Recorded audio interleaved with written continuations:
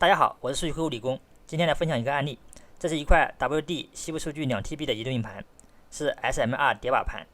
这块硬盘是突发损坏，无法识别，检测发现是有异响，磁头问题。今天带大家简单看一下修复过程。我们首先是直接在无尘室更换上新的磁头。这种盘是有固件锁的，所以换完磁头后，我们要先用解锁板把固件区读出来。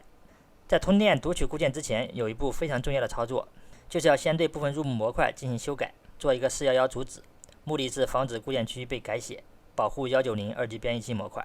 做二次恢复的客户经常咨询说数据恢复失败，开盘后恢复时发现扇区是全零状态，没有任何数据，其实有可能就是190编译器被改写导致，所以这个操作非常关键。做完411主旨以后，我们对硬盘加电，这时硬盘是不能正常识别的，但是我们可以访问固件区把固件备份出来。备份完后解除411，然后把解锁板换回原始的那块 USB 电路板，最后对原始 USB 电路板进行处理，非线连接改成 SATA 接口，通过 SATA 接口开始做镜像。SMR 叠瓦盘一般来说都会或多或少有些坏块，这块盘也不例外。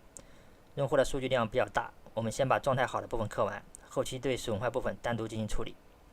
客户最重要的一个50G 大小的加密文件，我们成功的恢复出来并解密成功。这块硬盘整体来说完整度在 98% 以上，有少量的坏块，顺利交付。好，今天的分享就到这里，谢谢大家观看。